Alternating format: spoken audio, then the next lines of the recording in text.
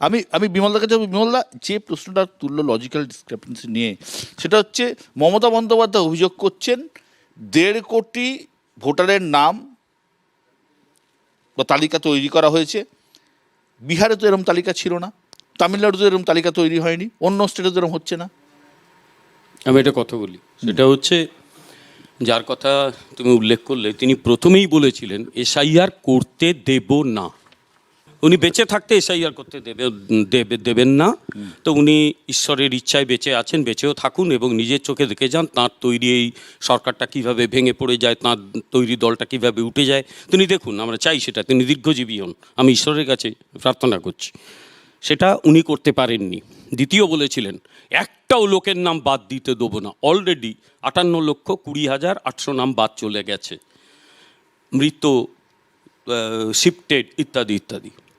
বাকি যা সেটা নিয়ে প্রচুর আলোচনা হয়েছে। আমি আবার বলছি, এই আলোচনার মধ্যে আমি ঢুকতে চাইছি না, ওটা নির্বাচন কমিশন উত্তর দেবে, আমি তার হয়ে ব্রিফ নিয়ে আসিনি। আমাদের বক্তব্য মানুষের যাতে হয়রানি না হয়, that should be assured by the election commission. যদি সমালোচনা করার থেকে কেউ করতেই পারে, আমি নির্বাচন কমিশনের হয়ে বলতে আসিনি। আমি শুধু একটা কথা বলছি, সেটা হচ্ছে আমি একটা ছোট্ট উদাহরণ দিই কেন তৃণমূল ভয় পেয়েছে। আমার নিজেকে দিয়ে উদাহরণ দিই। গত নির্বাচনে আমি দমদম থেকে লড়াই করেছিলাম, প্রার্থী ছিলাম বিজেপির, পরাজিত হয়েছিলাম 26,000-এর মতো ভোটে। সেখানে শুধু ফার্স্ট পেজে নাম বাদ গেছে 34,000 ভোট। আরও কত বাদ যাবে আমরা জানি না। মানে এটা সবটাই যারা বাদ গেছে তৃণমূলের ভোট। এই ভোটগুলো আমি বলে দিচ্ছি, তৃণমূল ভোট কারোর পৈতৃক সম্পত্তি হয় না বলে আমি দমদমে সেইবার কত পার্সেন্ট ভোট পড়েছিল? আমি শেষ করি। ভোট কারো পৈতৃক সম্পত্তি হয় না, ভোটটা ম্যানিপুলেট করা হয়। এই ম্যানিপুলেশনটা ওরা শিখেছে সিপিএম এর কাছ থেকে।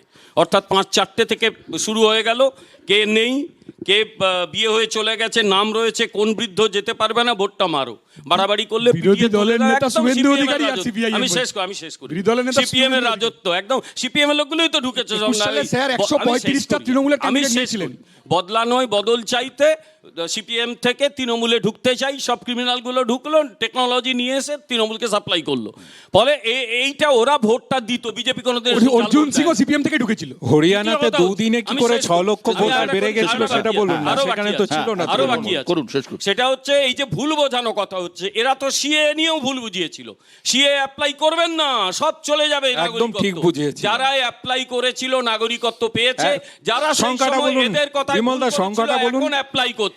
আর শেষ কথাই বলি, 4 বছরে লাস্ট লাইনটা বলতে দাও। ও বললো না কেন বিজেপিকে ভোট দেবে সিপিএম।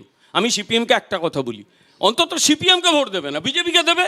এবং কেরালাতে যা ছিল এবার সেটা যেতে বসেছে। সিপিএম তার জন্য প্রস্তুত থাকুক, আমাদের কথা ছেড়ে দাও। আমরা আর 3 মাস পরে এই সরকারটাকে উৎখাত করে পশ্চিমবঙ্গে ক্ষমতায় ফিরছি। সুকান্ত মজুমদার যে কথাটা বিমলদা বললেন, তন্ময়, এটাও টিয়া পাখির কথা হয়ে গেল, কিন্তু সরকার ফিরছি। টিয়া পাখি নয়, এটা রাজনীতি চর্চা করে এমন একটা লোকের কথা। হ্যাঁ, আমি আসছি তন্ময়কে। তন্ময়, যে কথাটা বিমলদা বললেন, সুকান্ত মজুমদার সম্প্রতি একটা কথা বলেছেন যে এসআইআরে যদি একজনেরও নাম বাদ না যায় তাহলেও কিছু যায় আসে না, কারণ যা নাম বাদ গিয়েছে তা তৃণমূলের খেলা শেষ করার জন্য যথেষ্ট। বিজেপি যেদিকে ইঙ্গিত করতে চাইছে সেটা হলো বহু বিধানসভা কেন্দ্রে, যেটা উনি বললেন, জয়ের ব্যবধানের থেকে বেশি ভোটারের নাম বাদ গিয়েছে। এটাকে কিভাবে দেখছেন? এই যে 34,000 বাদ গেছেন, উনি 34,000 ভোটে উনি পরাজিত হয়েছেন। 25,000 পরাজিত হয়েছেন, 34,000 বাদ সেই গেছে। 34,000 ভোটই হচ্ছে তৃণমূলের ছিল এবং সেই ভোটটাই বাদ গেছে। তৃণমূলের ছিল না, জালিয়াতি। হ্যাঁ, ঠিক আছে, আপনার ভাষায় জালিয়াতি ভোট ছিল, চলুন তাই ধরে নিলাম। এবার বলছি যে এখন অবধি প্রথম 58 লক্ষ ভোটার যে বাদ গেছে, তার মধ্যে যে সংখ্যাগুলো পাওয়া যাচ্ছে 0.6% হচ্ছে মুর্শিদাবাদ, মালদা, মুসলিম অধ্যুষিত এলাকাগুলোর। তারা নিশ্চিতভাবে বিজেপিকে ভোট দেয়নি, নিশ্চিত তো।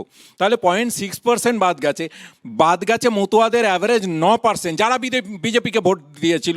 তাহলে বিজেপি কি করে বলছে যে খেলা শেষ হয়ে গেল? এখানে খেলার জায়গায় নেই। খেলার জায়গা হচ্ছে একটা, এই লজিক্যাল ডিসক্রিপেন্সি দেখিয়ে এবার হচ্ছে তারা খেলায় নেমেছে। মুর্শিদাবাদের 16 লক্ষ 17 লক্ষ ভোটারকে ডেকেছে। কি কারণে?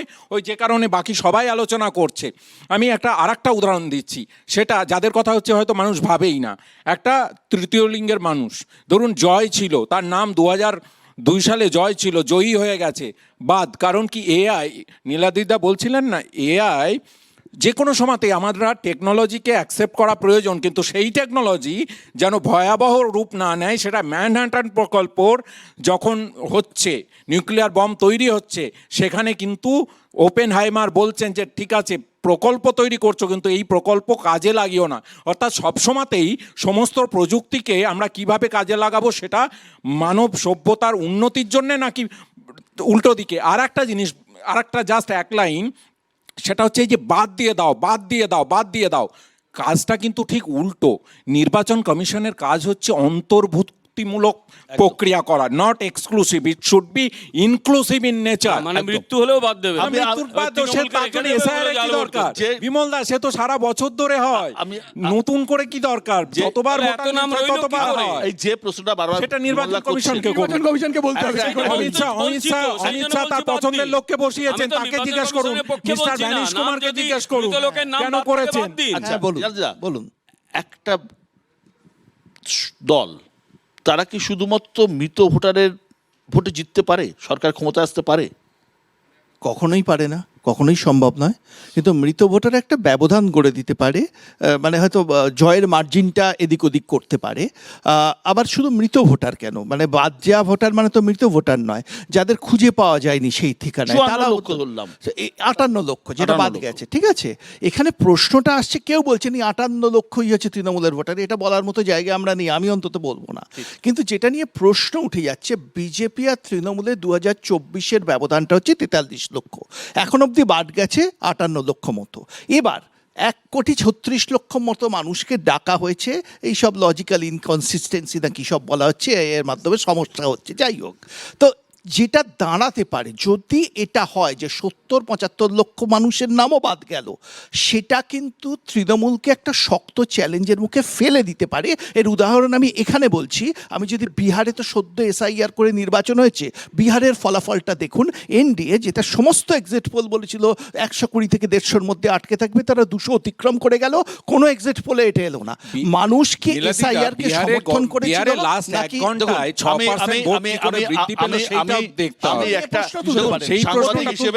সাংবাদিক হিসেবে আমি একটা কথা বলার লোভ সামলাতে পারছি না, বলতেই হবে, কারণ নয়তো ভবিষ্যৎ প্রজন্ম ক্ষমা করবে না, বা বলা উচিত বলে মনে করি। আমি বিহার ভোট কভার করতে গিয়েছিলাম, আমি বিহারে বেশ কয়েকদিন ছিলাম, দেখে এসেছি কোনো এসআইআর বিজেপিকে জেতায়নি, জিতিয়েছে মহিলাদের জন্য প্রকল্প। আমার ব্যক্তিগত মত, আমি নিজে ঘুরে দেখে এসেছি, মহিলাদের ব্যাপক ভোট, বুথে বুথে মহিলাদের লম্বা লাইন, বুথে বুথে মহিলাদের আমিও বিহারে গিয়েছিলাম। ইউ আর পার্সিয়ালি রাইট, এটা নিয়ে পরে না হয় আলোচনা করব, 100% right। কিন্তু অনেক ফ্যাক্টর আছে, তার মধ্যে মহিলা ভোট তো একটা ফ্যাক্টর এটা একটা পারসেপশন বিশ্বদা, পার্সিয়ালি ইউ আর রাইট, কিন্তু কোনো রিসার্চে এখন অবধি আসেনি। আমি নিজে বিহারে এটা একটা গিয়েছিলাম। ধারণা, আমি বলতে পারি এসআইআর এর জন্য জিতেছে, আপনি বলতে পারেন না, এটা হচ্ছে সেটা আমি বিষয় দুটো কথা বলি। আমি আসছি, স্যার বলেছেন বিজেপি জিতবে, আমি শুধু একটা জিনিস জিজ্ঞেস করছি, তৃণমূলকে টাইট দিতে হবে বিজেপিকে এনে। আর টম অ্যান্ড জেরি শোটা আর কতদিন হবে? টম অ্যান্ড জেরি, ইডি দৌড়চ্ছে, তৃণমূলের নেতা দৌড়চ্ছে, কালীঘাটের কাকুর কণ্ঠস্বর থেকে ভাইপো অব্দি পৌঁছানো যাচ্ছে না, কোনোভাবে যাচ্ছে না। পার্থ জামিন হয়ে গেল, অন্য কিছু ছেড়ে দিন। আপনি ভোট কেটে জিতিয়েছিলেন 16 সালে, আরএসএস নেবে, 2021 অন্য কিছু ছেড়ে দিন, আমাদের ভোট আপনি ছেড়ে দিন। শুনুন, অন্য কিছু ছেড়ে দিন। ওই যে বেলেঘাটার ছেলেটা না, অভিজিৎ, হ্যাঁ, যার জন্য তৃণমূলের এমএলএদের নাম এলো, শহীদ হয়ে গেল, আপনাদের আইনজীবীর কাছে যাচ্ছে না, বিকাশ রঞ্জন ভট্টাচার্যের কাছে যাচ্ছে। নাড্ডার গাড়ি যারা ভাঙলো, সিকিউরিটি অফিসারদের যারা ভাঙলো, তার বিরুদ্ধে ব্যবস্থা নিতে পারেননি। সিডি সিবিআই আঙুল চুষছে, কাজকলা দেখাচ্ছে, কচু আর খেচুর লড়াই হচ্ছে। সিবিআই যা করছে তারা আইন অনুযায়ী কাজ করছে। 16 থেকে 21-এর মধ্যে বিজেপির যে বৃদ্ধি 10 থেকে 40-এ পৌঁছনো, এটা কিন্তু অনেকটাই হয়েছে সিপিএম এর ভোটারদের ভোটে। আমি যদি কম বেশি দেখি, সিপিএম নেতারা নিজের আদর্শ ধরে আছেন, কিন্তু ভোটারদের ধরে রাখতে পারেন।